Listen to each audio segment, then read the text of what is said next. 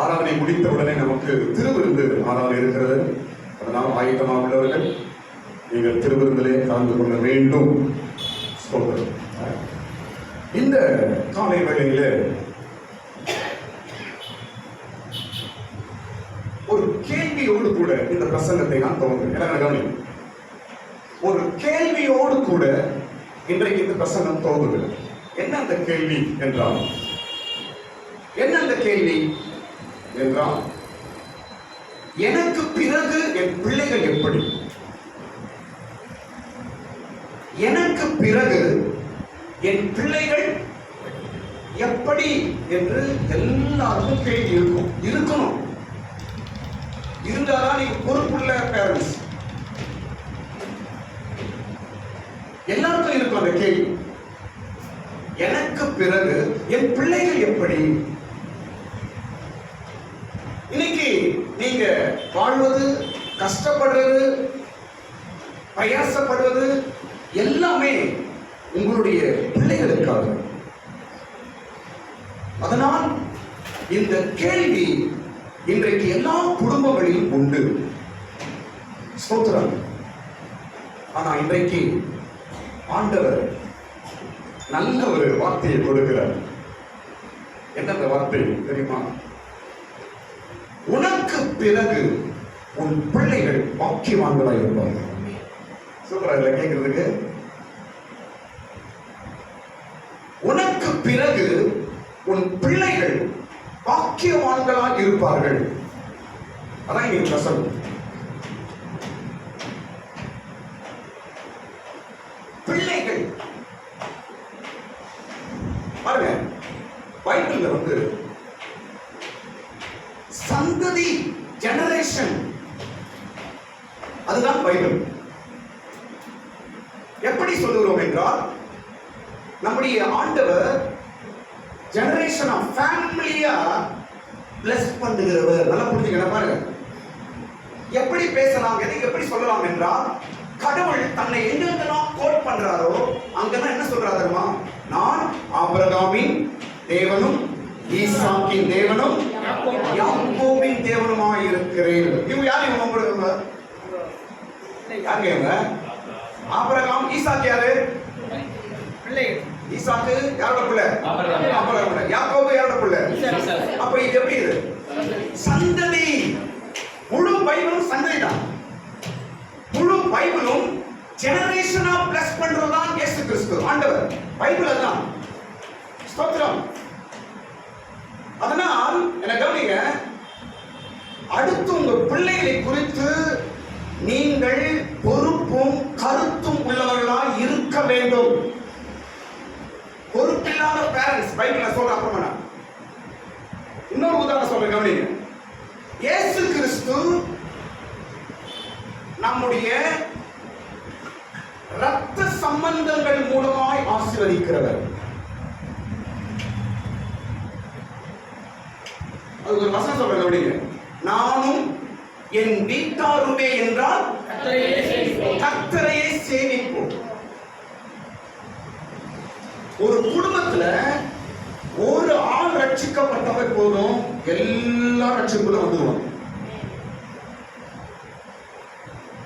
இதுதான் இயேசுவுடைய என்ன சொல்றது, இயேசுவுடைய ஒரு ஒரு ஒரு வல்லமை. ஏன் அப்படி என்றால், பாருங்க, இயேசுவுடைய ரட்சிப்பா இருக்கட்டும், அவருடைய பிளஸிங்கா இருக்கட்டும், எல்லாமே பிளட் மூலமாய் தான் பரவும். எது மூலமா? சொல்லுங்க. ரத்தத்தின் மூலமா. ஏனென்றால் இயேசு நம்மை தொட்டதே அவர் ரத்தம் தான். உன்னை தொட்டது எது? இயேசுவின் ரத்தம். என்ன கவனிங்க, இயேசுவின் ரத்தம் என்னை தொட்டது. என் ரத்தம் என் பிள்ளை தொடு, என் பிள்ளையின் ரத்தம் அவனுடைய பிள்ளை தொடு. இப்படிதான் பிளட் ரிலேஷன்ஷிப் தான் கிறிஸ்டியன்ஸ். இயேசு கிறிஸ்துவின் ஒரு தொடுதல். ஏன் இதை சொல்ல வருகிறேன் என்றால், அடுத்த உன் பிள்ளைகளின் நிலவரம் என்ன? உனக்கு பிற்பாடு உன் பிள்ளைகள் நிலவரம் என்ன?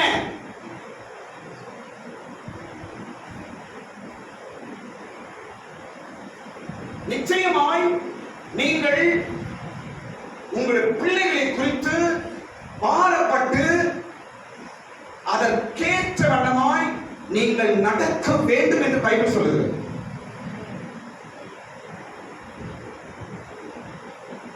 பொறுப்பற்றவர்களாய் பிள்ளைகளை குறித்து கொஞ்சம் கூட யோசிக்காம, பிள்ளைகள் எதிர்கால வாழ்க்கையை குறித்து கொஞ்சம் கூட யோசிக்காம இருப்பீர்கள் என்றால் நீங்கள் பொறுப்பற்ற பெற்றோர்கள்.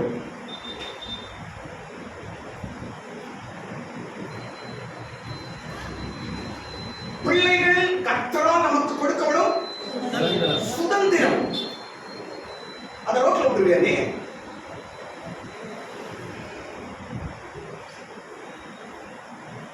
அவருடைய முழு வாழ்க்கை முன் பொறுப்பு.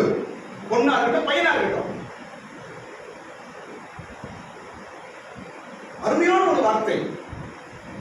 உனக்கு பிறகு உன் பிள்ளை வாக்கியவான்களாக இருப்பார். இது அப்படியே நடக்கணும். நம்ம குடும்பத்தில் நடக்குமா?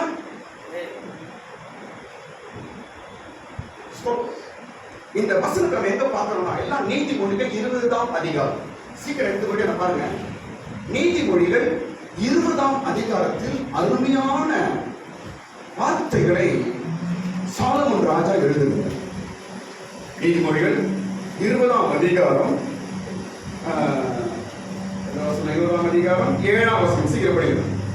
நீதிமொழிகள் 20ஆம் அதிகாரம் 7ஆம் வசனம். நீதிமான் தன் உத்தமத்திலே நடக்கிறான், அவனுக்கு பிறகு அவன் பிள்ளைகளும் பாக்கியவான்களாய் இருப்பார்கள். சூப்பர் வார்த்தை. அருமையான வார்த்தை. அவனுக்கு பிறகு அவனுடைய பிள்ளைகள் பாக்கியவான்களாய் இருப்பார்கள். பாக்கியவான்கள் என்று தமிழ்ல போய் இங்கிலீஷ்ல blessed, blessing இருப்பாங்க அவங்க பிள்ளைங்க. எல்லாருக்கும் ஆசை, எனக்கு பின்னாடி என் பிள்ளை நல்லா இருக்கணும், எனக்கு பின்னாடி எனக்கு பிறகு என் பொண்ணு நல்லா இருக்கணும், எனக்கு பிறகு என் பிள்ளை நல்லா இருக்கணும், என் பேர பிள்ளை நல்லா இருக்கணும் என்று எல்லாருக்கும் ஆசை. உண்மை, நல்லது. அதான் பைபிள் சொல்லுது. ஸ்தோத்திரம். இந்த வார்த்தை எழுதுறது யாரு? பாருங்க, இந்த வார்த்தை வசனத்தை எழுது யாருங்க? யார் எழுதுறது? யார் எழுதுறது? எழுதினவரோட புள்ளி அப்படிங்க. இது எங்க போய் சொல்றது? எழுதினவருடைய புள்ளிய என்ன இல்ல, மெஸ்ஸிங்கா இல்ல. அதனால பைபிள் தூக்கி போட முடியுமா? சாலமோன் எழுதினாரு, அவர் புள்ளியே எழுதினபடி இல்ல. அது ஒரு தர்மமா போயிடுச்சு. அவன் பேர் என்ன? ரெகோபாம். ரொம்ப ஹார்டா ரூலிங் பண்ணாரு. ஹார்ஷா ரூலிங் பண்ணாரு. தகப்பனின் ஆசீர்வாதம் அவனுக்கு இல்லாம போகுது.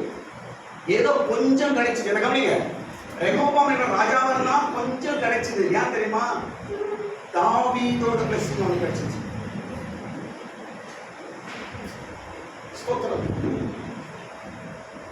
ஆனா எழுதுறது சாலமோன் எழுதுறாரு. சாலமோன் எழுதுறாரு. ஏன் இது எழுதுறாரு தெரியுமா? அவங்க அப்பாவை நினைச்சு எழுதுறாரு. யார் நினைச்சு எழுதுறாரு? அவங்க அப்பாவை நினைத்து. அவங்க அப்பா யாரு? சாலமோன் அப்பா யாருங்க? எங்க அப்பா உத்தமனா இருந்தான், இன்னைக்கு நான் ராஜாவா இருக்கிறேன், இன்னைக்கு நான் ஆசீர்வாதமா இருக்கிறேன் சாலமோன் எழுதுறாரு. அதுக்கப்புறம் ஒரு வாழ்க்கை சரியில்லாம போச்சு. அது நமக்கு தேவையில்லை.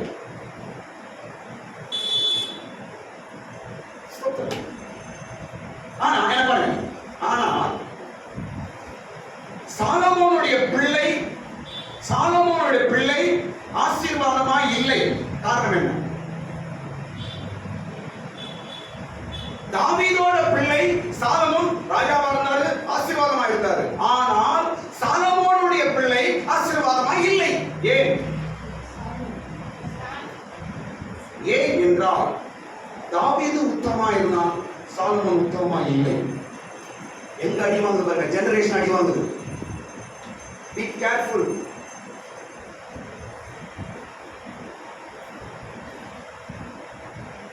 முன்னாடி சொன்னது போல பிளெஸிங்கா இருக்கட்டும், சில குறைகளாக இருக்கட்டும், உங்களுடைய ஜெனரேஷன், உங்களுடைய சந்ததிக்கு அடி வாங்கும்.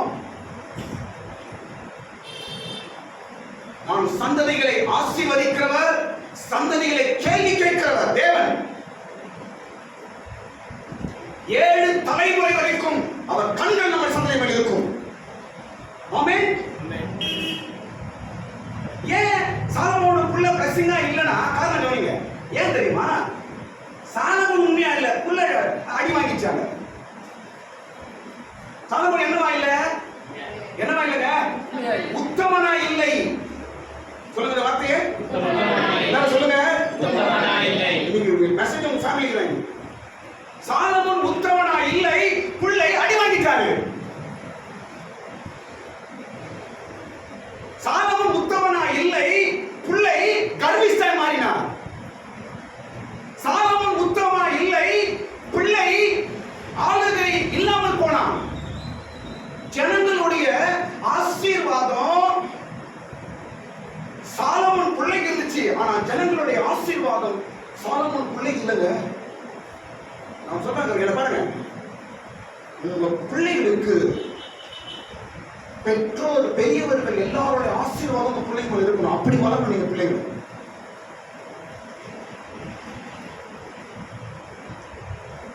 மூத்தவர்கள் எல்லாருடைய ஆசீர்வாதம் உங்க பிள்ளைகள் இருக்கணும். நீங்க சாலமோனோட பிள்ளைக்கு ஜனங்களோட ஆசீர்வாதம் இல்ல. எல்லாரும் ஜனங்கள், எல்லா ஜனங்களும் சாலமோன் பிள்ளைய வந்து ரெகோபாம சபிச்சுட்டு நீயமான ராஜ்யமான போடா அப்படின்னு போயிட்டாங்க.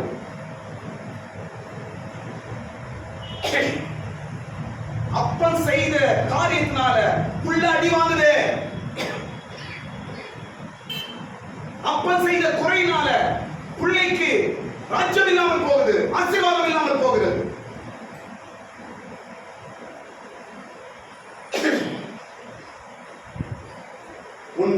உன் சந்ததி, உனக்கு பிற்பாடு உன் பிள்ளைகள் பாக்கியவான்களாக இருக்க வேண்டும் என்றால் இன்றைக்கு உன் நடக்கையை பார்.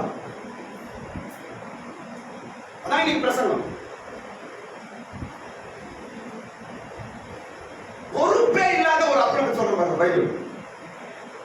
பொறுப்பே இல்லாத ஒரு அப்பா. நான் பேரை சொன்னா நீங்க ஆச்சரியப்படுவீங்க.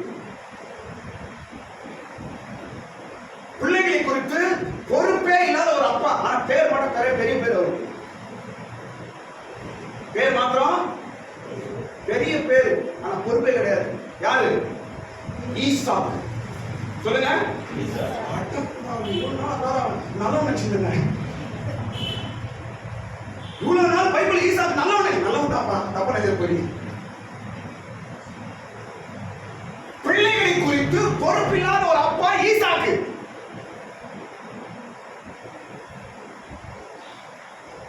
ஆனாலும் அவன் மூலமா பிள்ளைகள் ஆசீர்வதிக்கப்பட்டாங்க அப்படின்னு சொன்னா யார் ஆசீர்வதிக்கப்பட்டது? அவன் பிள்ளை யாக்கோபு ஆசீர்வதிக்கப்பட்டான். காரணம் 2 பேர். இந்த கவனிங்க, அப்ப யூஸ்லெஸ்,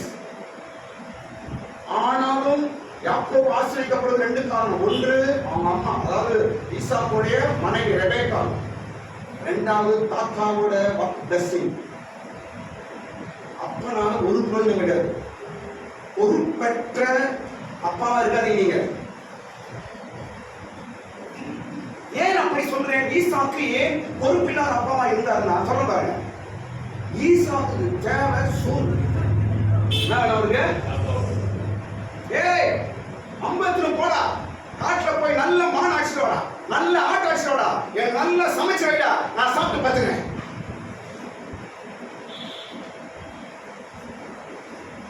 அப்பா சாப்பாடுறாங்க, புளி சாப்பாடுறாங்க ஆயிட்டான்.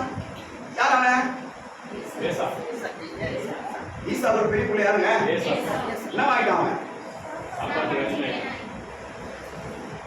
எனக்கு அந்த கூழு குடு, எனக்கு என்னுடைய புத்திர சுயாத்தின புத்திர என்ன வேணும்? கூழு. அப்ப சோறு புள்ள கூழு. இதுதான் போது குடும்பம். அப்பாமார்கள் சிரிப்பு கிடையாது. பைபிள்ல நிறைய விஷயங்கள் எழுதப்பட்டிருக்கு. பைபிள் வந்து நமக்கு கொடுக்கப்படுகிற ஒரு பொக்கிஷம். ஒரு மனிதன் பைபிளை தூக்கிட்டானா அவனை ஒருத்த கூட பைபிள் பண்ணவே முடியாது. அதுதான் பரிசுத்த வேத பைபிள். ஈசாக்கு பொறுப்பற்றவன். அவனுக்கு தேவையான புள்ள சாப்பாடு இது வேட்டையாடி கொண்டு வா, வேட்டையாடி கொண்டு வா, வேட்டையாடி கொண்டு வா. இதனாலே கத்த இதனாலே அவங்க கண்கிராம போயிட்டாங்க. இன்றைக்கு நீங்க எப்படி இருக்கிறீங்க? என் பொண்ணு என் பிள்ளை எப்படிலாம் போட்டோம் எனக்கு சோறு போடுறாங்களா? எப்படிங்க இது ஃபேமிலி? என் பையன் எப்படின்னா போட்ட எனக்கு சோறு போடுறானா? நீங்க இருக்கிற வரைக்கும் நல்லா இருக்கும். உங்களுக்கு பிற்பாடு இந்த வசனம் உங்க பிள்ளைகள் வாழ்க்கையில பழிக்காது. உனக்கு பிறகு சொல்லுங்க, எனக்கு பிறகு என்ன சொல்லுங்க, சொல்லுங்க, சொல்லுங்க.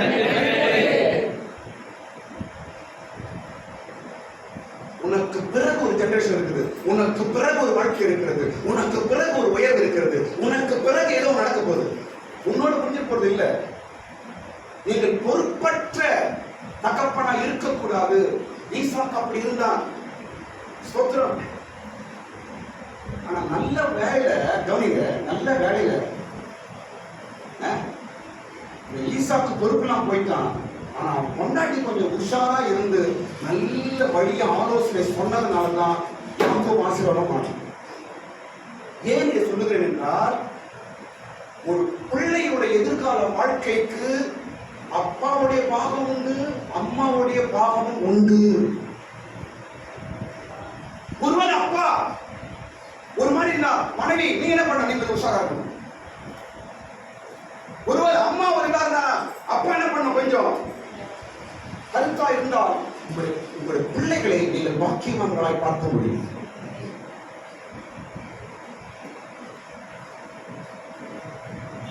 அப்பா பொறுப்பு இல்லாதனால கவனிங்க, அப்பா பிள்ளைகளுக்கு பொறுப்பு இல்லாதனால பெரிய பிள்ளை சாப்பாடு ஆகணும்னா அடுத்து என்ன தெரியுமா, அவங்க குடும்பத்துக்கு தலைவலியா மாறணும். அப்பா பொறுப்பு இல்லாதனால பெரிய பொண்ணுக்கு பெரிய பையனுக்கு சரியான பொண்ணு சம்மந்தம் பார்க்கல. அவன் வேற ஒரு ஜாதியிலிருந்து ஒரு பொண்ணை என்ன பண்ணான், ஈசா தேசா கூட்டு வந்துட்டான். என்ன ஆயிடுச்சு அவங்களுக்கு? அது மனநோவாய் மாறிற்று. இதெல்லாம் காரணம் யாரு? அப்பா. இதெல்லாம் காரணம் யாரு? பெற்றோர்.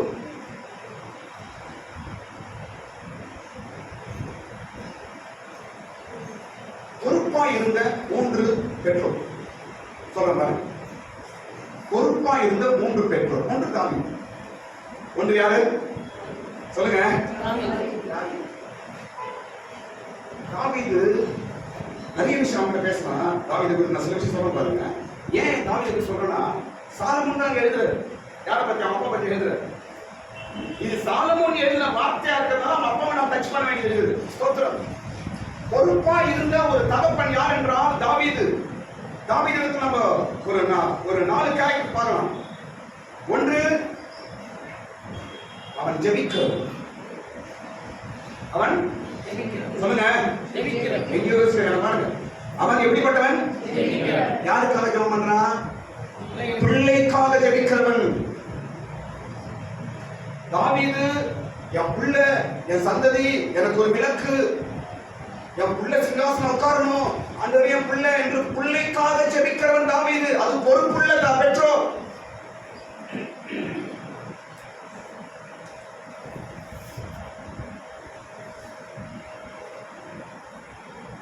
இரண்டாவது, தாவீது தாழ்மை உள்ளவன்.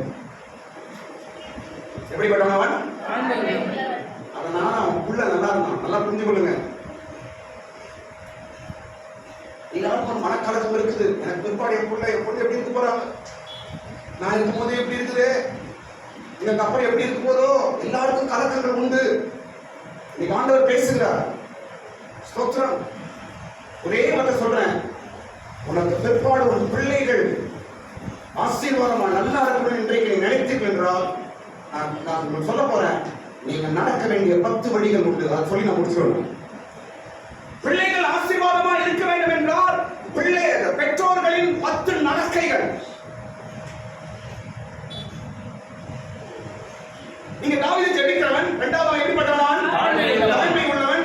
மூன்றாவது அவனை பற்றி பார்க்கும்போது மூன்றாவது காரியம், அவனை பற்றி பார்க்கும்போது மூன்றாவது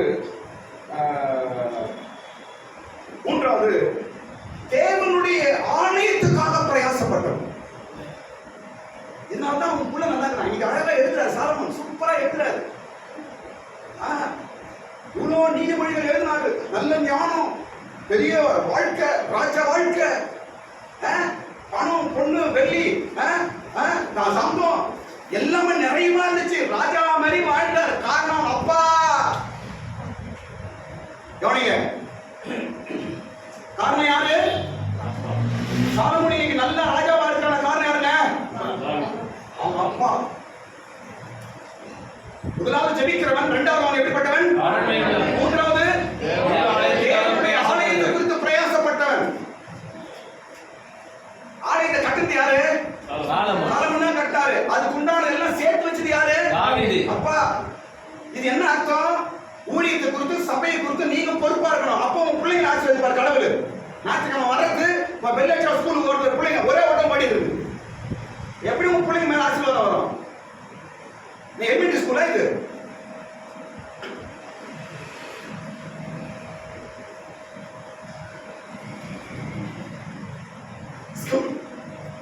ஸ்கூல் படிக்கும் போது ஸ்கூல் வெள்ள அடி நம்ம பார்க்க மாட்டோம். ரெடியோ டைம் பார்த்து ரெடியோ அச்சடி மறக்காத ஒரே போட்டோம். அவன் திருப்பி படிக்கிறதுக்குள்ள அச்சடி மறக்காத அப்படின்னு நான் கேட்கிறேன். இந்த அச்சடிய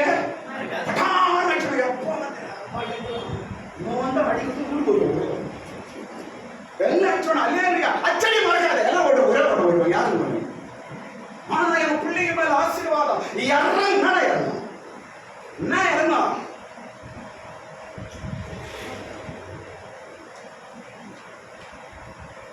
ஆலயத்தை குறித்து நீங்கள் பொறுப்புணர்வா இருப்பீர்கள் என்றால் நாளைக்கு உங்க பிள்ளைங்க உங்க கண்ணு முன்னாடி உயரத்தில் இருப்பார்கள். கையை தட்டுங்க, கரங்களை தட்டுங்க. இது சத்தியம்.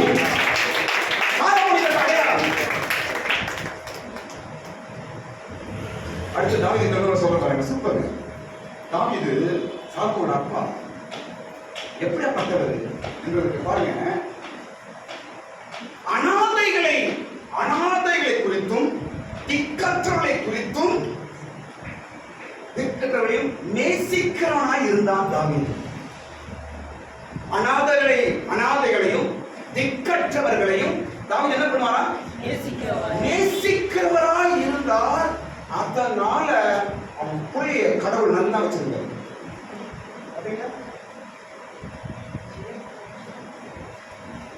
சவுலோட குடும்பம் கூப்பிட்டு சோறு போட்டாங்க. தாவீது படிச்சிருக்கீங்களா பைபிள்ல? சவுல் செத்துட்டாரு. ஆனா அவன் குடும்பத்தால என்ன பண்றாரு? தாவீது என்ன பண்றாங்க? சவுல் குடும்பம் வாங்க கூப்பிட்டு தன் டைனிங் டேபிள் உட்கார்ந்து சோறு போடுறாரு. இந்த மனசு நமக்கு வருமா? சவுல் யாரு? தாவீதுக்கு விரோதி. வீட்டுக்காரரை கூப்பிட்டு சோறு போடுறான் வீட்டுல. எப்படி அவன் பிள்ளைய கடவுள் விட்டுருவாரு? எப்படி அவன் ஜெனரேஷன் விட்டுருவாரு? எப்படி அவன் சந்ததியை கடவுளுக்கு அனாதையா விடுவார்? விட மாட்டான். இன்னைக்கு பிள்ளை நல்லா இருக்கணும், என் பிள்ளை நல்லா இருக்கணும், என் பொண்ணு நல்லா இருக்கணும், குறையில்லாம இருக்கணும், என் பொண்ணு கண்ணில் தண்ணியே வரக்கூடாது, என் பிள்ளை ராஜா மாதிரி இருக்கணும். இன்னைக்கு நீ எப்படி இருக்கிற? நீ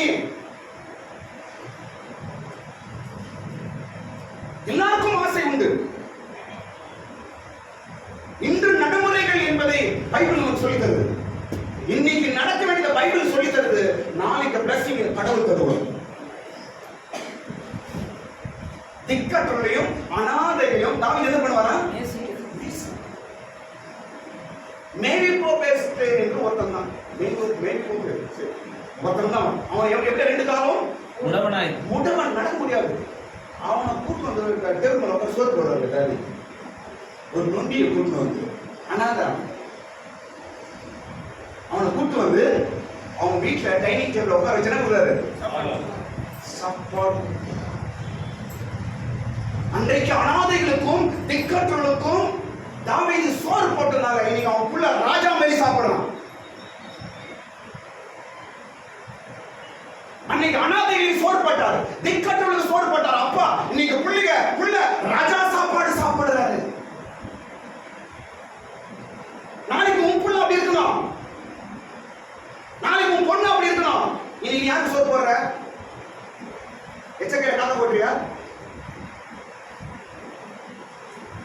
என்னுடைய சொந்த கருத்து ஒன்றுமே இல்லை, எல்லாமே வேதவசத்தை நான் பேசுகிறேன். பெற்றோர் நீங்கள் அனாதை 4 பேருக்கு சோறு போடுங்க. நாளைக்கு உங்க பிள்ளைய கத்த ராஜா சாப்பாடு கொடுப்பாரு. பாருங்க, கையை தட்டுங்க. நாளைக்கு உன் பொண்ணு உன் பிள்ளையோ ராஜா மாதிரி அவனை உட்கார வைத்து சாப்பிட வைப்பார். ஆமென். இதான் பொறுப்புள்ள தகப்பன். பொறுப்புள்ள தகப்பன். ஸ்தோத்திரம். இரண்டாவது இன்னொரு பொறுப்புள்ள தகப்பன் யோபு. இரண்டாவது யாருங்க? நான் சீக்கிரமா போயிடுவேன். யோபு. ஸ்தோத்திரம். தன் பிள்ளைகளுக்காக ரொம்ப பொறுப்பா இருந்தான். பிள்ளைகள் எல்லாம் எழுந்து போச்சு, ஆனாலும் கர்த்தர் திருப்பி பிள்ளைகளுக்கு எல்லாம் கொடுத்தார். பொறுப்புள்ள தகப்பன். எல்லாம் சொல்லுங்க, சத்தமா சொல்லுங்க. நான் சொல்ல வேற பாருங்க.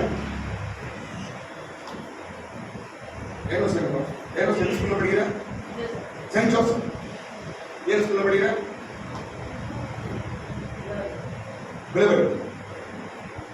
செயின்ட் ஜோசப்லயும் விழாவட்டிலும் சேர்ந்து தான் உன் கடமை முடிஞ்சு நினைக்காது. இதுதான் பாஸ்டர் பையனுக்கு சொல்லி பிள்ளைங்க படிக்கிறா, செயின்ட் ஜோசப்ல படிக்கிறா, பொண்ணுங்க படிக்குது, பிள்ளைங்க படிக்குது, உன் பொண்ணுங்க படிக்குது, வேளாமல படிக்குது, அவ்வளவுதான் என் கதை முடிஞ்சிச்சு, அவ்வளவுதான் என் புள்ள ராஜா மேலே. இதுக்கு எப்படி இருக்கிறோம்? கனவு காணாத. படிப்பு அல்ல, படிப்பும் தான், அப்புறம் அது வேற விஷயம். படிப்பு மாத்திரம் அல்ல, சொத்து மாத்திரம் அல்ல. இன்றைக்கு உன் நடக்கை உன் பிள்ளைகளுக்கு ஆசீர்வாதத்தை சேர்க்கும். இன்று எல்லாரும் பண்ற தப்பு தான். உன சேர்த்து இருக்கிறேன், படிப்பு சேர்த்து இருக்கிறேன், எல்லாம் சேர்த்து இருக்கிறேன். ஆனா இன்றைக்கு நானு துன்மார்க்கம் நடப்பேன், நான் இஷ்டமா வாழ்வேன், நான் என் பிள்ளை நல்லா எப்படி இருக்கும்? உன் பிள்ளை அடி வாங்குற காரணம் நீ உன் வாழ்க்கை தான். நீ இன்னைக்கு நடக்கிற உன் நடக்கை நாளைக்கு உன் பிள்ளைக்கு சாபமாய் மாறும்.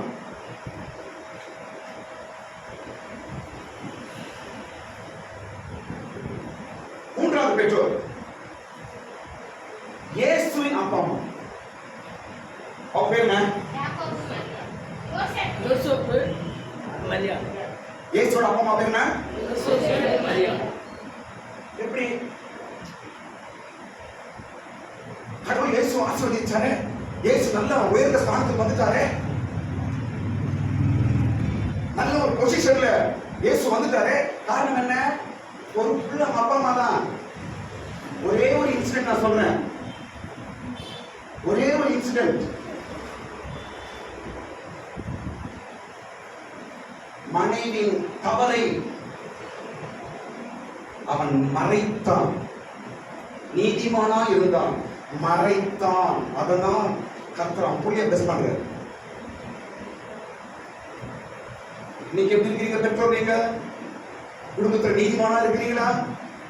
ஒருத்தர் குறைகளை அட்ஜஸ்ட் பண்ணி மன்னிச்சு நீங்க ஃபேமிலியா இருந்தா கர்த்தர் அதை பார்த்து உங்களே ஆசீர்வதிப்பாரு. நான் சொல்றேன் பாருங்க, இன்றைக்கு உங்க பிள்ளைக்கு முன்பாய் நீங்க எப்படி வாழ்றீங்க அதுதான் நாளைக்கு உங்க பிள்ளையோட வாழ்க்கையில ரிஃப்ளெக்ட் ஆகும். இன்னைக்கு உன் பிள்ளை முன்னாடி எப்படி வாழற, இன்னைக்கு உன் பிள்ளை முன்னாடி எப்படி பேசுற, இன்னைக்கு உன் பிள்ளை முன்னாடி உங்க பேரண்ட்ஸ் எப்படி வாழறீங்க, உங்க லைஃப் ஸ்டைல் எப்படி இருக்குது, அதுதான் நாளைக்கு உங்க பிள்ளையோட லைஃப்ல ரிஃப்ளெக்ட் ஆகும்.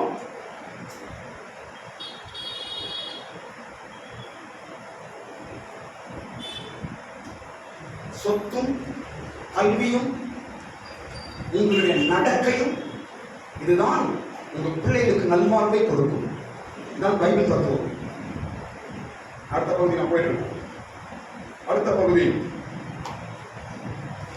இப்ப சாலமோன் என்ன சொல்றார்? சாலமோன் என்ன சொல்றார்? உத்தமமாய் நீதிமான் தன் உத்தமத்திலே நடக்கிறான், அவனுக்கு பிறகு அவன் பிள்ளைகளும் வசனம் பேசின கவனிங்க. நீதிமான் தன் உத்தமத்தில் நடக்கிறான். எல்லாம் படிக்கிற படிக்கிற வந்து ஆசை. நீதிமான் உத்தமத்திலே நடக்கிறான், அவனுக்கு பிறகு அவன் பிள்ளைகள் பாக்கியவான்களாய் இருப்பார்கள். அவனுக்கு பிறகு அவனுடைய பிள்ளைகள் பாக்கியவான்களாய் இருப்பார்கள். பிள்ளைகள் நமக்கு பிற்பாடு உங்களுக்கு பிறகு உங்க பிள்ளைகள் ஆசீர்வாதமாக இருப்பதற்கு ரெண்டு பேருடைய நடக்கை மிக முக்கியம். நம்பர் 1 பெற்றோரின் நடக்கை, இரண்டாவது பிள்ளைகளின் நடக்கை. ரெண்டுக்கும் வசனம் இருக்கு. நடக்கை 7ஆம் வசனம் படிக்கும் பொழுது நீதிமான் தன் உத்தமத்தில் என்ன செய்யறவன் நடக்கை, பெற்றோரின் நடக்கை. பிள்ளையின் நடக்கை பாருங்க, ஒரு வசனம் சொல்றோம். பிள்ளைகளின் நடக்கை எங்க இருக்குது? 11ஆம் வசனம் படிங்க.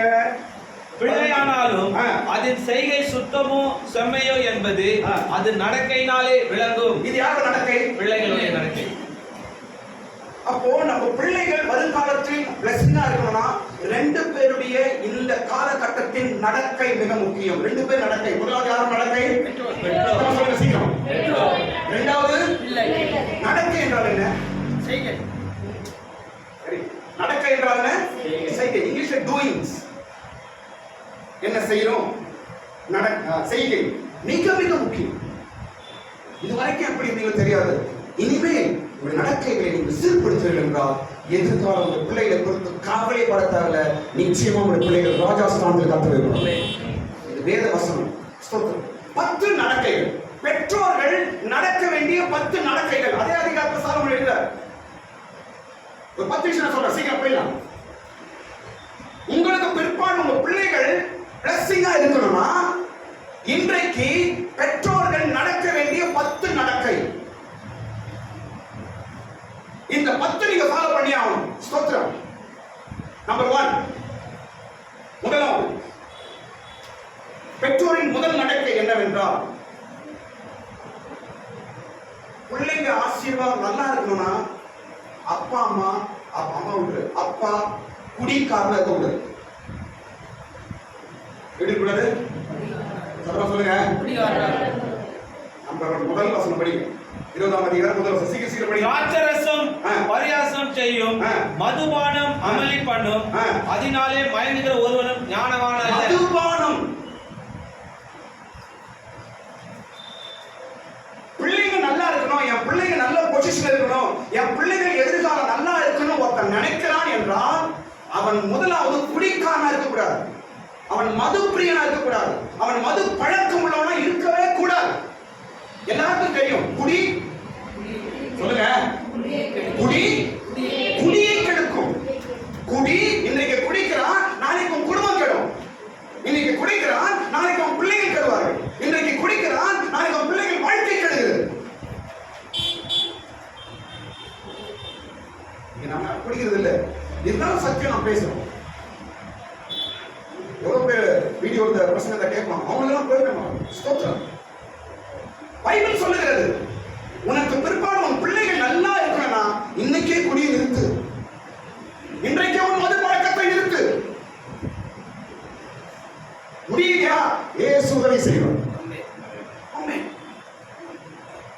இந்த வீடியோல பார்த்துக் கொண்டிருக்கிற அநேக சகோதரர்களுக்கு அந்த குடி பழக்கத்தை கர்த்தர் விடுதலை கொடுக்க முடியும், இயேசு விடுதலை கொடுக்க முடியும். எல்லாரும் கரங்களை கொஞ்ச நேரம் ஸ்தோத்திரம் பண்ணுங்க. ஆமென். எத்தனை பேர் இந்த வீடியோ மூலமாய் பார்த்துக் கொண்டிருக்கிறார்களோ எல்லாருக்கும் கர்த்தர் மதுபானத்திலே அந்த குடி பழக்கத்திலிருந்து நசரேயனாகிய இயேசு கிறிஸ்துவின் நாமத்தினால இன்றைக்கு அந்த கட்டிலிருந்து அந்த வல்லமையிலிருந்து இயேசு விடுதலை கொடுப்பாராக. ஹalleluya. குடி பழக்கம் பிள்ளைகளின் எதிர்கால வாழ்க்கையை டோட்டல் டேமேஜ் பண்ணிடும். ஸ்தோத்திரம். அதே இதுல ஒரு வார்த்தை சொல்றேன் பாருங்க. சாலமோன் எழுதுறாரு,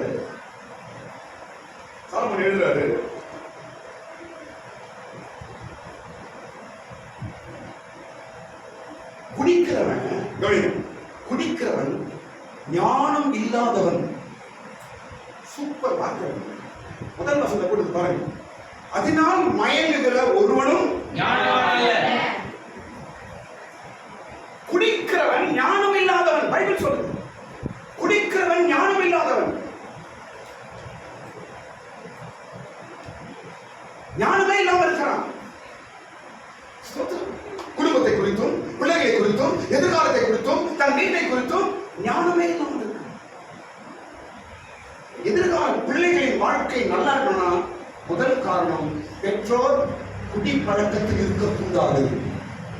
இரண்டாவது விஷயம்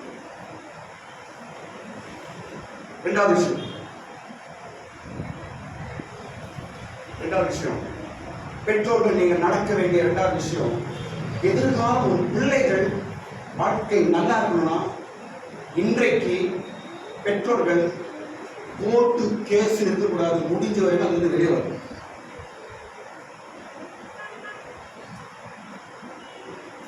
சொல்லுங்க புரியுதா? வசனம் படி. 3வது வசனம். வழக்குக்கு விலகுவது மனுஷனுக்கு மேன்மை, மூடனானவன் எவனும் அதிலே தலையிட்டுக் கொள்வான். வழக்குகளிலிருந்து விலகுவது மனிதனுக்கு மேன்மை. மூடன் தான் அதை சிக்குவான். கோர்ட்டு கேஸ், அடிதடி, குடும்ப பிரச்சனை, இதெல்லாம் சர்ச்சைக்கு வர நம்ம இருக்கக்கூடாது. அதான் புரியுங்க, அதான் வெளியே இருக்கிறவங்க. சர்ச்சைக்கு வரவங்களுக்கு எங்களுக்கு ஒரு போதகர் இருக்கிறா, நாங்கள் சபைக்கு போறோம், எங்களுக்கு பைபிள் இருக்குது, எங்களுக்கு போதனைகள் இருக்கிறது, எங்களுக்கு சர்ச் இருக்குது சொல்லி நீ கோர்ட்டு கேஸ் சுத்துறனா தயவு செஞ்சு பைபிள் தூக்காது.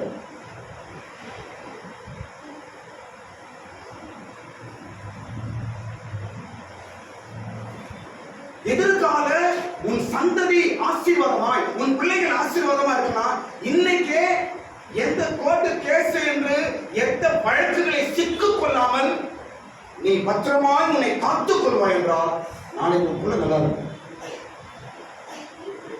உதாரணமா சொல்றேன், ஒரு கேஸ், ஒரு ஒரு ஒரு ப்ராப்பர்ட்டி கேஸ் வச்சுங்க, ஒரு கமர்ஷியல் ஒரு கேஸ் வச்சுங்க, எத்தனை வருஷம் நடக்குது?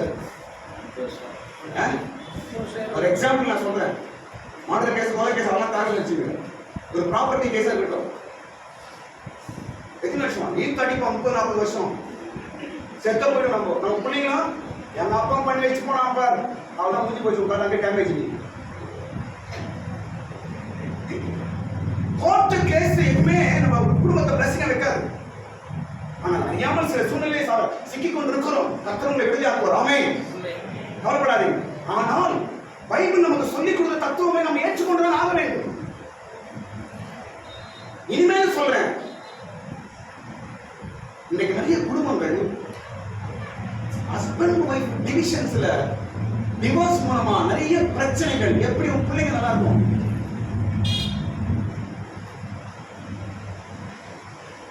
பொண்டாட்டி கோர்ட்டுக்கு போகுது, புருஷன் கோர்ட்டுக்கு போறான், வக்கீல பாக்குறேன், அக்கா பாக்குறேன், இதை பாக்குறேன். எனக்கு தெரிஞ்சு ரீசெண்டா ஒரு ஒரு கிறிஸ்தவர் தான் போகுது கோர்ட்டு கேஸ், போலீஸ் ஸ்டேஷன், இதே பிள்ளைங்க நடத்துவது, பிள்ளைகள் நடுத்தரு. எந்த ஆசீர்வாதம் பிள்ளைங்க மேல? வழக்குகளில் இருந்து விலகுகிற மனுஷன் மேன்மை அடைவான். பாத்தீங்களா? இந்த கேஸ்ல மாட்டாங்க, எந்த கேஸ் சரியா சோத்திரம் எதா இருந்தாலும் இதுல ஒரு முக்கிய கருத்துக்கள் கவனிங்க. எதா இருந்தாலும் சமாதானமாய் மன்னிப்போடு போவது எதிர்காலத்துக்கு நல்லது. எந்த சூழ்நிலையை மன்னிச்சிருங்க, எந்த சூழ்நிலை சமாதானம் போயிடுங்க, அவ்வளவுதான், முடிஞ்சு போச்சு. ஏன் கோர்ட்டு கேஸ் வருது? கிறிஸ்தவர்கள் ஜபத்தோடும் ஞானத்தோடும் வேத வசனத்தோடும் சபைக்கு ஒழுங்கான மதம் பண்ணா இந்த பிரச்சனை கடவுளை தப்பிக்க வைப்பாங்க. ஆமென். 3வது காரியம் போய் நான் சீக்கிரம். 3வது காரியம், பெற்றோர்களின் 3வது நடக்கை.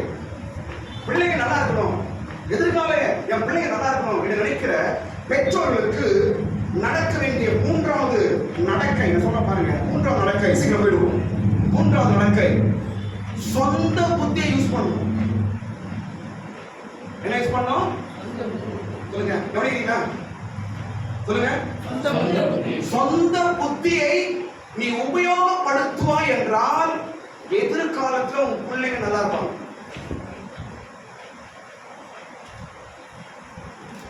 கொஞ்சம் பேர் இருக்கிறாங்க, சொந்த புத்தியை அப்படியே பூட்டி வச்சுக்கிறோம், அது யூஸே பண்ண மாட்டாங்க. பக்கத்து வீட்டுக்காரன் சொல்றான், அவன் நான் சொல்றான், எதிர் வீட்டுக்காரன் சொல்றான், என் ஃப்ரெண்டு நான் சொல்றான், உங்களுக்கு நல்லா சொல்லுவாங்க.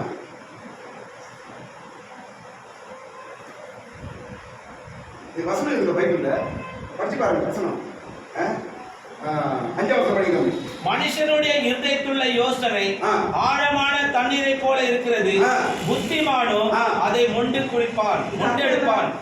இதன் அர்த்தம் என்ன? எல்லாம் கவனிங்க, ப்ளீஸ் கவனிங்க. இதன் அர்த்தம் என்ன? மனிதனுக்குள்ள புத்தி என்பது ஆழமான தண்ணி போல உள்ள இருக்குதான். எது? கவனிங்க, சொல்லுங்க, எது? புத்தி என்பது நமக்குள்ள ஆழமான தண்ணி போல இருக்குதான். அத என்ன பண்ணணுமா? நம்ம ஒன்றை எடுத்து நம்ம அதை உபயோகப்படுத்த வேண்டும். என்ன பண்ணுமா? ஒன்றை எடு. உங்ககிட்டயே அறிவு இருக்குது, உங்ககிட்டயே புத்தி இருக்குது, உங்ககிட்டயே ஆண்டவர் ஞானம் கொடுத்திருக்கிறாரு. அது எப்படி? ஆழமான தண்ணி உள்ள இருக்குது, யூஸ் பண்ணு. இன்னைக்கு அநேக குடும்பங்கள், கவனிங்க, அநேக குடும்பங்கள் கெட்டு போவதற்கும் வளர்ச்சி இல்லாத காரணத்திற்கு காரணமா ஊராம் கதையை கேட்கறதுனால தான், ஊராம் புத்தியை கேட்கறதுனால தான், மற்றவனுடைய புத்தியை போய் கேட்கறது. என்ன நான் பொதுவாக சொல்றேன், நான் ஜனதா காமனா பேசுறேன், பிராக்டிக்கலா பேசுறேன். எந்த மனிதனை நம்ம உயர்வை விரும்புவான்? நான் பிராக்டிக்கலா பேசுறேன். சொந்த பந்தமே இருக்கட்டும், யாரா இருக்கட்டும், நான் அப்படியே கீழே போயிடுறேன், நீ மாத்திரம் மேல அப்படியே போயிடு, ஒத்த காட்டு எனக்கு பார்ப்போம்.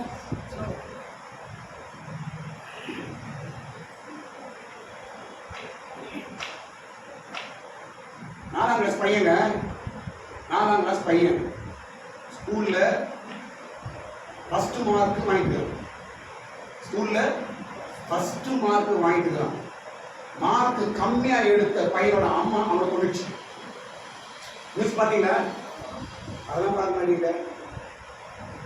பூரா உங்க ஸ்டேட்டஸ், கூத்தாட்டு குமாரன் எல்லாரோட ஸ்டேட்டஸ் நான் பார்த்தாங்க. தேவையில்லாத ஸ்டேட்டஸ் அந்த கான்டாக்ட் தூக்கி போடுவாங்க நம்பர்ல. நான்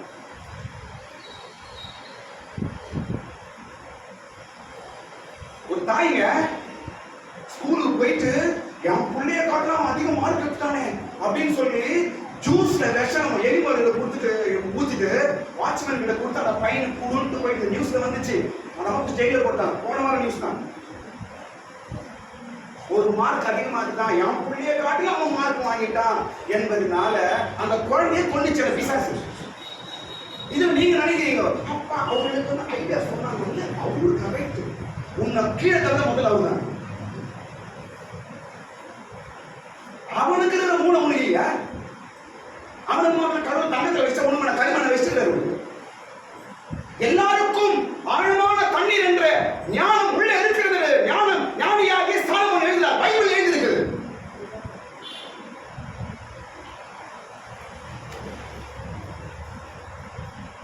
முடிந்த வரைக்கும் சொந்த புத்தியை உபயோகப்படுத்துங்க. முடிந்த வரைக்கும் சொந்த ஆலோசனை எடுங்க. முடிந்த வரைக்கும் சொந்த டிசிஷன் எடுங்க. நீங்க ஒரு சொந்த டிசிஷன் எடுத்து அதுல ஏதாவது சந்தேகம் வருமா என்று மற்றவர்கள் 4 பேரை விசாரிக்கலாம். அது தப்பு கிடையாது. முழுசுமா அவனே சார்ந்து இருக்கு.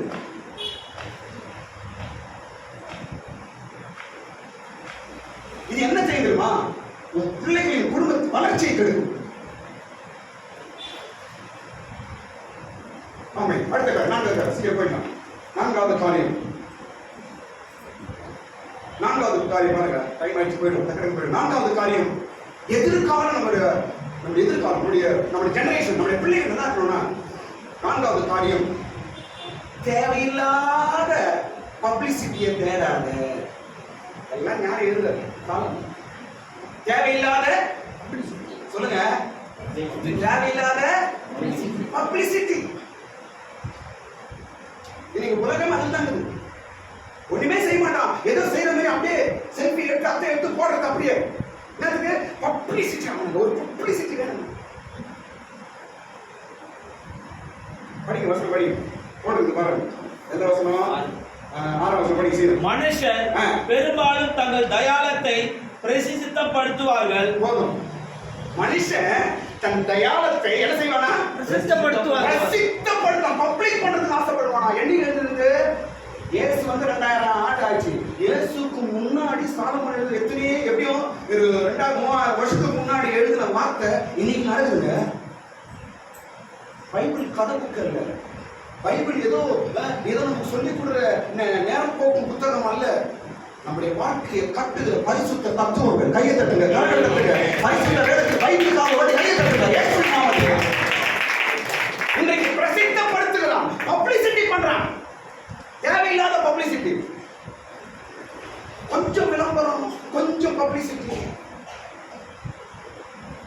இன்னைக்கு பாஸ்டர் பப்ளிசிட்டி இது அப்பா சாமி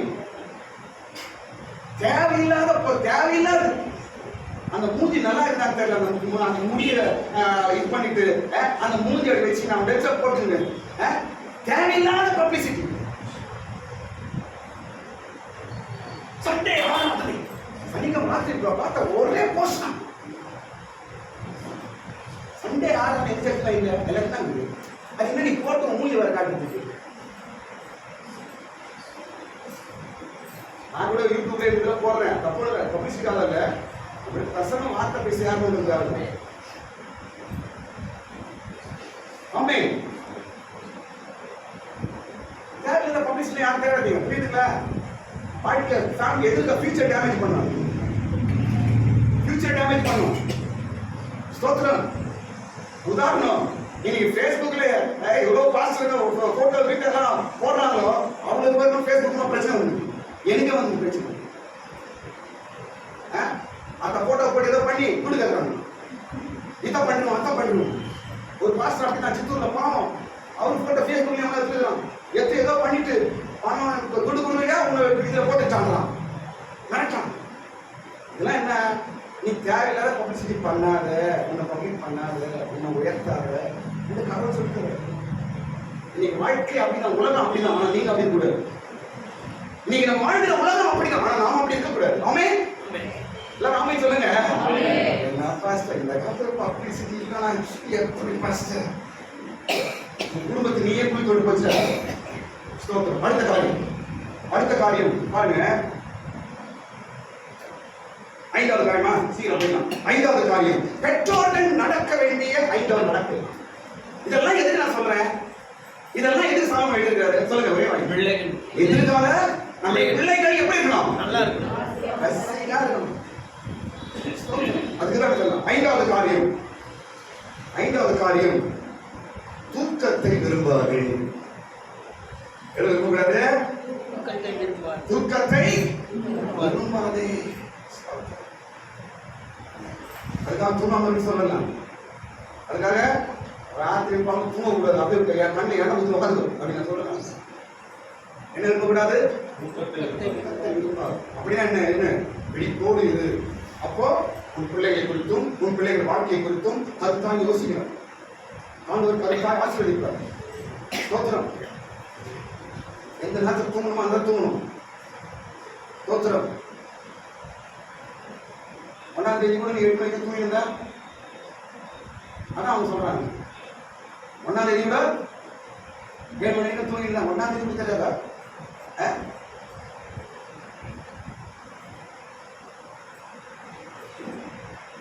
நான் தூக்கம் வராம போயிட்டு, ஏன்னா தூக்கம் வரதுக்கு ரொம்ப கஷ்டப்பட்டு நடுவில் தூக்கம் வரமாட்டேங்குது. ஏன்னா அதோட அருள் புரியுது. தூக்கத்தை விரும்பாத, விழிப்பாய். என் பிள்ளை எப்படி இருக்குது, என் குடும்பம் எப்படி இருக்குது, என்ன செய்யணும், ஏது செய்யணும், வேலை செய்யறது, போறது, வர்றது, குடும்பத்தை பார்க்கறது, வீட்டை பார்க்கறது, அந்த வேலை இந்த வேலை, கொஞ்சம் அலர்ட் ஆயிரு. தூக்கம் மப்புல இருக்காத. பிள்ளைங்க எதிர்காலம் பாதிக்கப்படும், எதிர்காலம் பாதிக்கப்படும். அடுத்த காரியம் 6வது காரியம் சீக்கிரம் போயிடும். 6வது காரியம்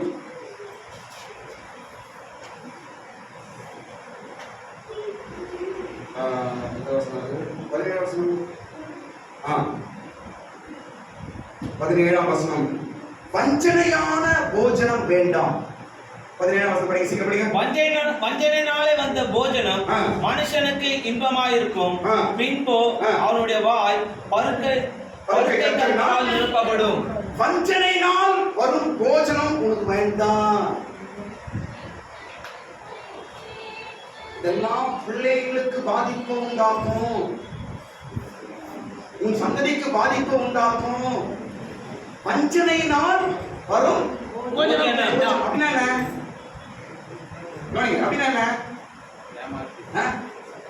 ஒருத்தனை ஏமாத்தி அதை வச்சு வீட்டுல சோறு சாப்பிடாத.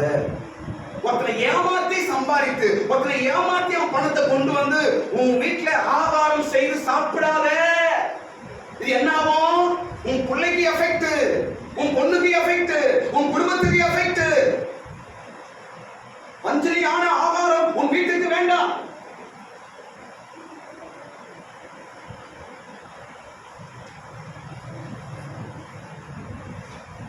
எத்தனை பேர் பிள்ளைங்க பாருங்க நல்லா இருக்குதுங்க, ஆனா ஆஸ்தி எல்லாம் இருக்குது, ஆனா பிள்ளைகள் ஆரோக்கியமா இல்லை, ஏதோ ஒரு குறை இருக்கு.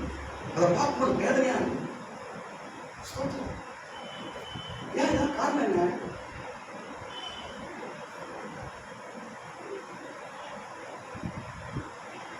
வஞ்சனையான ஆகாரம் உன் வீட்டுக்கு வேண்டும்.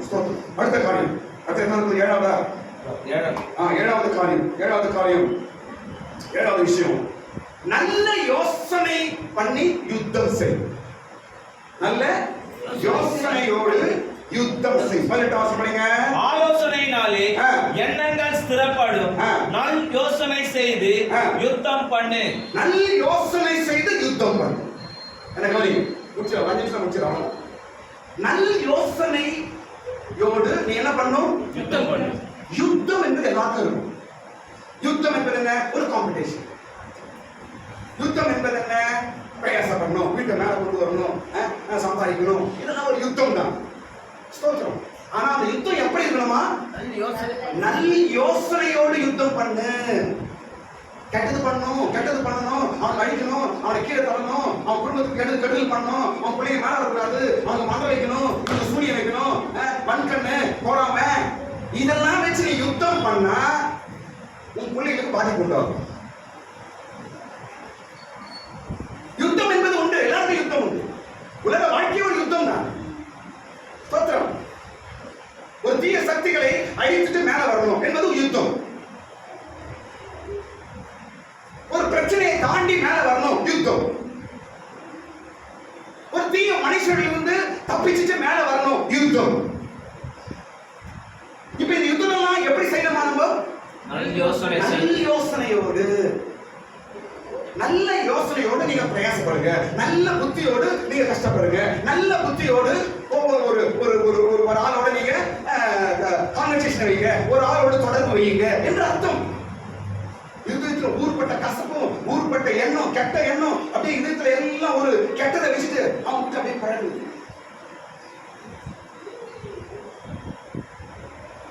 என்ன இருக்கும்? இன்னைக்கு நல்லா போற மாதிரி தெரியும், நாளைக்கு உன் பிள்ளைகளுக்கு அதிகம்.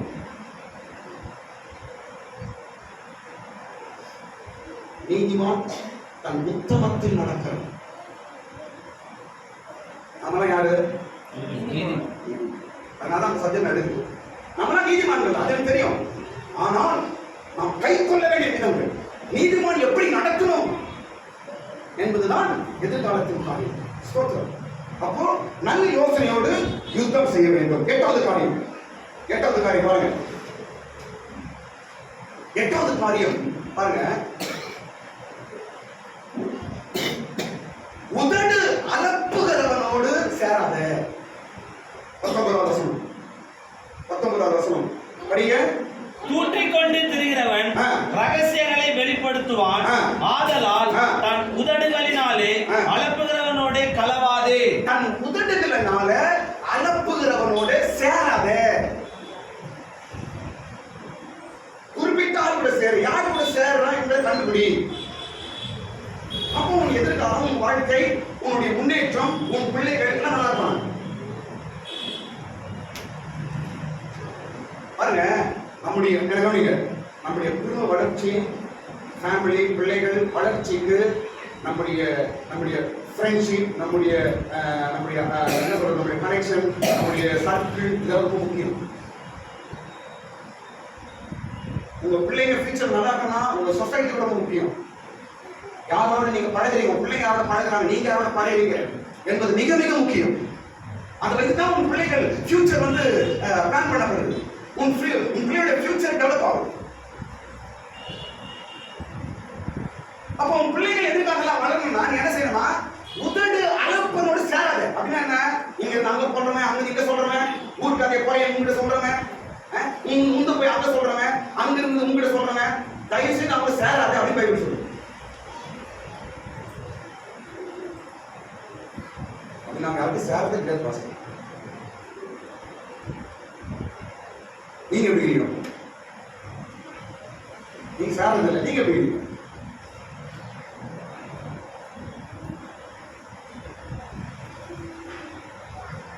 சொல்ற கவனிங்க, என்ன கவனிங்க. ஒரு ஆண் ராஜேந்திர ஐயா கிட்ட, ராஜேந்திர ஐயா கிட்ட நான் குற்றம் கண்டுபிடிக்கணும் அப்படின்னு நினைச்சு அவரோட பழகினா அவர் செய்யறது எல்லாமே குற்றமாக தெரியும். சரிங்க, ஒரு குற்றம் செய்யறாரு, குற்றம் கண்டுபிடிக்கணும் அப்படின்னு நினைச்சு நீங்க பழகினீங்கன்னா அவர் செய்யறது, எழுந்துக்கிறது, நடக்கிறது, பார்க்கறது, பேசுறது, சாப்பிடுறது எல்லாமே எப்படி இருக்கும்? எல்லாமே குற்றமாக இருக்கும். அப்ப எப்படி அவருக்கு பழக முடியும்? எப்படிங்க பழக முடியும்? அதெல்லாம் மனுஷ ஃப்ரெண்ட்ஷிப், அதெல்லாம் நடைமுறை, அதெல்லாம் உங்களுடைய பழக்க வழக்கங்கள்.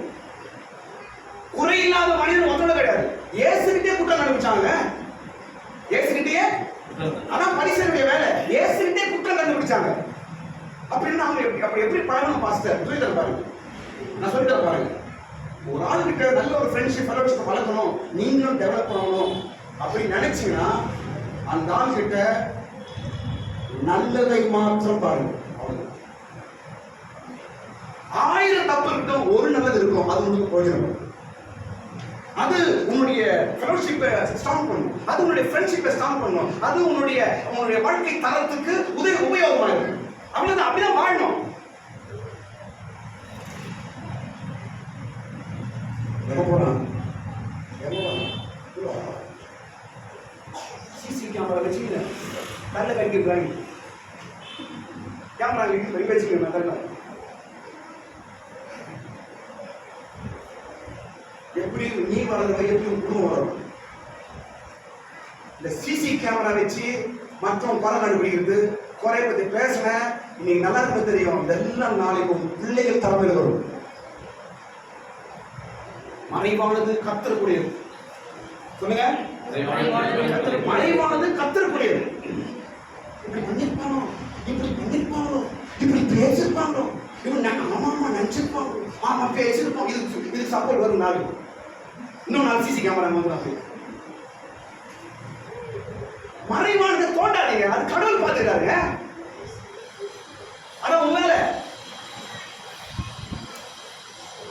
இன்னைக்கு தொடர்பு தொடர்பு வந்து கட்டாவது, ஒரு நல்ல ஃப்ரெண்ட்ஷிப் கட்டாவது, நல்ல ஒரு ஃபெலோஷிப் கட்டாவது. ஏன் நான் சொல்றேன் பாருங்க, உலகத்துல நல்ல ஒரு ஃப்ரெண்ட்ஷிப், நல்ல ஒரு மனிதர்கள், நல்ல ஒரு ஐக்கியம் கிடைக்க பைசா விட்டுறாதீங்க. நீதிமொழியில் சாலமோன் எழுதுறார், உன் தகப்பனுடைய சிநேகிதனை விட்டுறாத. எல்லாருக்கையும் குறை கண்டுபிடிச்சு, எல்லாருக்கையும் குறை கண்டுபிடிச்சு, எல்லாரையும் குறை சொல்லி எல்லாரையும் தோத்து நான் உன் புள்ள நடவடிக்கை இருப்பான்.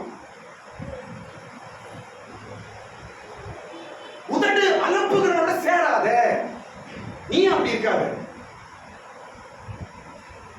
முடிந்த வரைக்கும் நல்லதை சொல்லுவோம், நல்லதை பேசுவோம். கடைசியில் பாருங்க, உங்களுடைய தொடர்பு நல்லா இருக்கணும். எனக்கு அப்படி என்ன பாருங்க, உங்களுடைய தொடர்பு, நீங்க மற்றவங்க பேசுறீங்க, ஃப்ரெண்ட்ஷிப், சபை, யாரா இருக்கணும், உங்க தொடர்பு நல்லா இருக்கணும், ஸ்ட்ராங்கா இருக்கணும், கடைசி வரைக்கும் நல்லா இருக்கணும் அப்படின்னு நினைச்சீங்கன்னா உங்க கான்வர்சேஷன்ல கடைசியா நீங்க ஒரு வார்த்தை சொல்லுங்க, உங்க தொடர்பு தொடர்ந்து நல்லா இருக்கும். என்ன வார்த்தை தெரியுமா? சிஸ்டர் எனக்காக ஜெபம் பண்ணுங்க, பிரதர் எனக்காக ஜெபம் பண்ணுங்க. இந்த வார்த்தையை சொல்லிட்டு ஒரு கான்வர்சேஷனை முடிச்சுட்டு போங்க, உங்களுடைய ஃப்ரெண்ட்ஷிப் கடைசி வரைக்கும் ஸ்ட்ராங் ஆகும். இன்னைக்கு அது பேசுறதே கிடையாது, இன்னைக்கு அது சொல்றதே கிடையாது. ஒரு காலத்துல சபை கிறிஸ்தவர்கள் அப்படிதான் சொல்லுவாங்க, பிரதர் ஜெபம் பண்ணுங்க, உங்களுக்காக ஜெபம் பண்ணுங்க, ஸ்தோத்திரம். சிஸ்டர் எங்களுக்காக ஜெபம் பண்ணுங்க, உங்களுக்காக நான் ஜெபிக்கிறோம், ஸ்தோத்திரம். இப்ப இருந்தது ஆதி சபை. இன்னைக்கு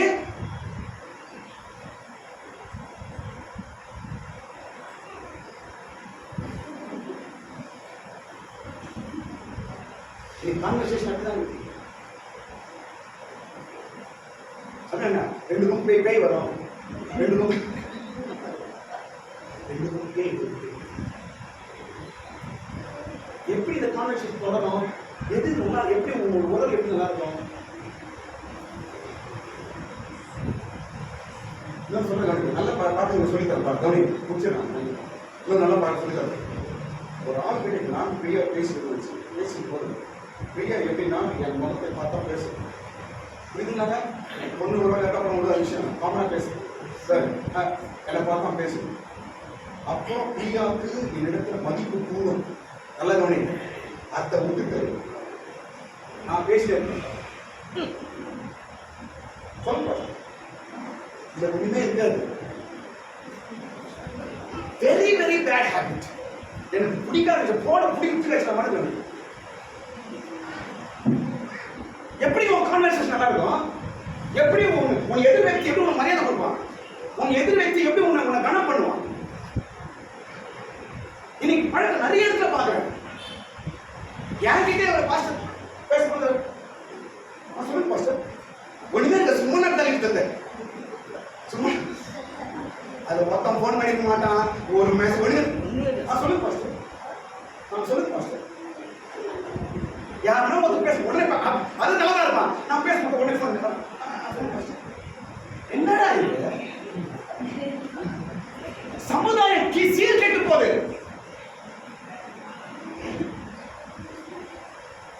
ஜாப் பண்றவங்களுக்கு சொல்றேன், படிக்கிறவங்களுக்கு சொல்றேன், வேலை செய்யறவங்களுக்கு சொல்றேன். சொசைட்டில எப்படி கம்யூனிகேஷன் பண்ணி கத்துக்க. ஃபர்ஸ்ட் போன் வந்து மனிதனோடு கூட உறவை துண்டிக்கிற ஒரு ஆயுதம்.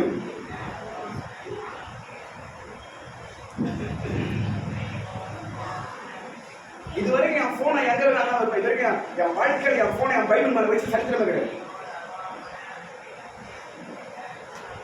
போன் ஒரு அக்கி, அது ஒரு அருவருப்பு. எங்க வேணும் அங்கதான் வைக்கணும். 24 மணி நேரத்துக்கு அதை கையில வச்சுங்க. அதை தூக்கி பைபிள் மேல வச்சுக்கணும். கொஞ்சம் பேர் பழச்சத பிரசங்கம் பண்ண காத்துல பார்க்குறது பைபிள் மேல போன் வைக்கணும். காத்துல பறக்கிறான், நீயே பறக்கிறாங்க. நோ, போன் எங்க இருந்து அங்கதான் இருக்கணும். உங்க வீட்டுல டாய்லெட் பாத்ரூம் அவசியம் தான். ஆனா எங்க வைப்பீங்க? அதை எங்க வைக்கணும் அங்கதான் வைப்பீங்க. நான் சாப்பிட்டு பாத்ரூம்ல படுத்துக்கிறேன். காலையில் எழுந்தோன்னு நான் பாத்ரூம்ல போய் டீ குடிக்கிறேன். நான்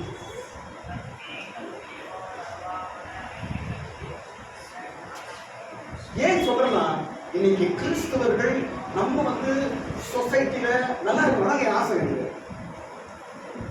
கம்யூனிகேஷன், நீ யாரோட பழகுறீங்க, உங்க பழகுறவங்க உங்களுக்கு மரியாதை கொடுக்கணும், உங்க மேல கவனம் வைக்கணும். நீங்க வயசுல பெரிய விஷயம் இல்லைங்க. நீங்க பைபிள் எடுக்கிற ஒரு ஆளா இருந்தா, சின்ன பிள்ளையா கூட இருக்கும், சின்ன பையனா கூட இருக்கும், உங்களுக்கு மரியாதை பைபிள் உண்டாகும். கை தட்டுங்க, கரங்க தட்டுங்க. உன் வேதம் உங்களுக்கு மரியாதை உண்டாகும். போன் உங்களுக்கு மரியாதை கொடுக்காது, போன் மரியாதை கெடுக்கும்.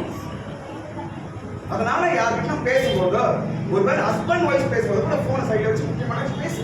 யார்கிட்ட உடனே போனை தூக்காதீங்க. என் கிட்ட யாரும் வந்துட்டீங்க, மறுபடியும் போன் கையில் சொல்லிட்டு உதட்டு அனுப்புகிறவனோடு என்ன செய்யக்கூடாது? நீ நலவாதே ஜாக்கிரதையா. கடைசி அடுத்தக்காரர் 9வது சொன்னோம், சீக்கிரம் சொல்லுங்க. தீமைக்கு சரி கட்டுவேன் என்று சொல்லாத. என்ன சொல்லுவோம்? 22வது வசனம். தீமைக்கு நான் தீமை சரி கட்டுவேன் என்று சொல்லாத, உன் பிள்ளை எதிர்காலம் பாதிக்கப்படும். தீமைக்கு சரி கட்டுவேன் என்று சொல்லாது, கர்த்தருக்கு காத்திரு, அவர் உன்னை ரட்சிப்பார். சொல்லுங்க, தீமைக்கு நான் தீமை சரி கட்டுவேன் என்று சொல்லாதே. ஒருவேளை அப்படி சொல்லி செய்வாய் என்றால் உன் புள்ள வாழ்க்கை கெடும், உன் எதிர்காலம் கெடும், உன் சந்ததி கெடுக்கப்படும்.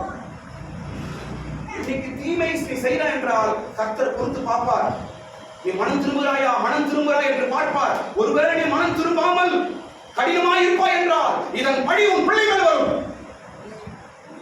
இன்றைக்கே மனம் திரும்பு, இன்னைக்கே மனஸ்தாபப்படு, இன்றைக்கே உன் பாவத்தை குறித்து உணர்வு உண்டாக்கு.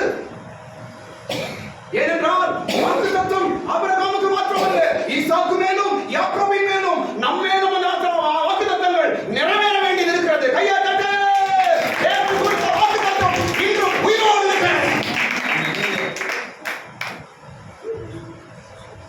தீமைக்கு தீமை நான் சரி கட்டுவேன் என்று சொல்லாதீங்க. அவங்க தான் தீமை பண்றாங்க, நான் அப்படி பண்ணக்கூடாது என்று சொல்ல வேண்டும். நாளைக்கு உன் பிள்ளைய கர்த்தர் ஆசீர்வதிப்பார். தீமை ஒருத்தன் செய்யறாங்க, அவன் புத்தி அதுதான். நீ அப்படி மாறிடுமா? எனக்கு நீங்க ஒருத்தன் தீமை செய்யறாங்க, அவன் வேலையா தான். உன் தீமை பண்ணிட்டான்னு வச்சுங்க, அவன் புத்தி அதுதான். நீ என்ன பண்ண? அதுக்கு பதில் தீமை செய்து காட்டணும். நான் யாரும் காட்டுறேன், அவன் அப்படின்னா அப்படியே அதை காட்டி எனக்கு இன்னும் டபுள் எனக்கு நான் எனக்கு ஒண்ணு பண்ணி காட்டுறேன் பார் அப்படின்னு நினைச்சுக்கோ. பைபிள் ஒத்துக்காது, இயேசு ஒத்துக்கவே மாட்டாரு.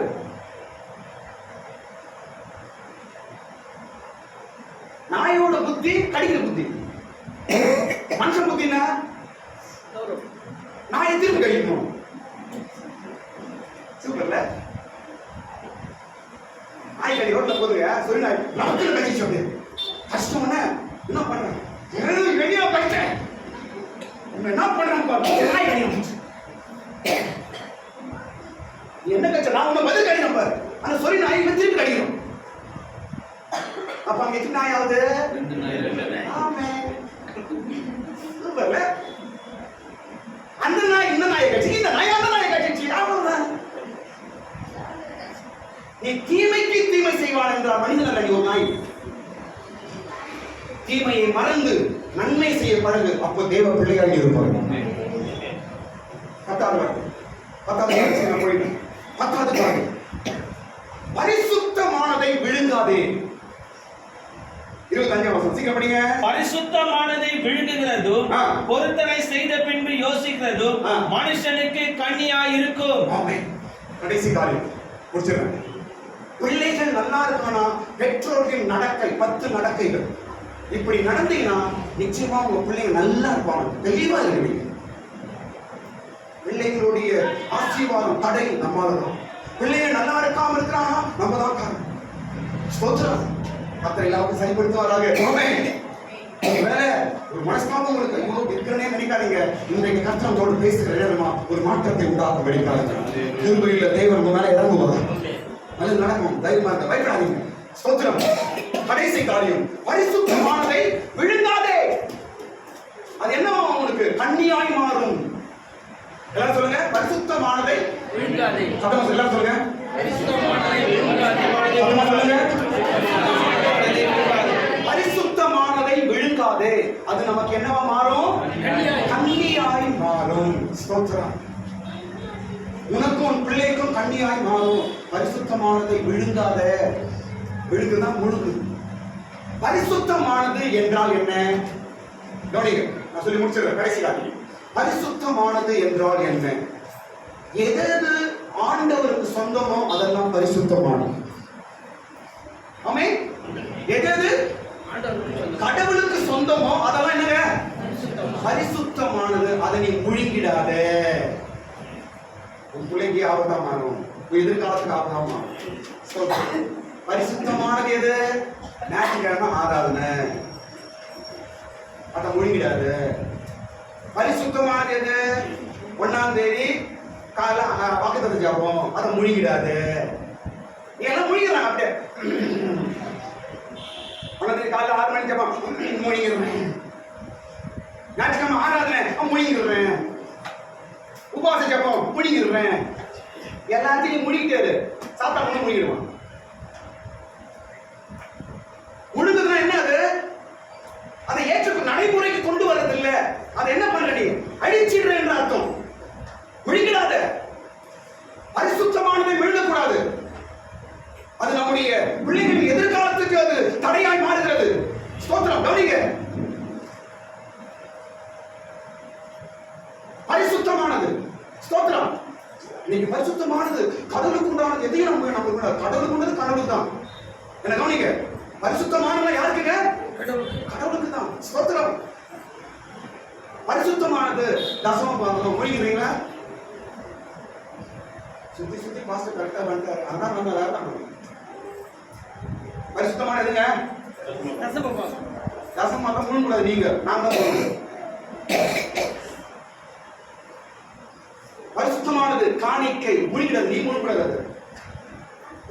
தசம சொல்லுங்க. தசம பாகம்னா கரெக்டா கடவுளுக்கு கடை கொடுத்துருங்க. பரிசுத்தமானதுப்பா. ஸ்தோத்திரம். அன்னைக்கு கை கூட தசமாவது கை சின்ன நான் கூட எடுத்துருவோம். தேவைப்பட்ட ஒன்று எடுத்துட்டு மறுபடியும் லேட்டா போடுறது. அப்புறம் பார்த்துக்கலாம். தசம பாகம்னா அப்புறம் பார்த்துக்கலாம். அப்படியே போயிடும், பார்த்துக்கலாம்.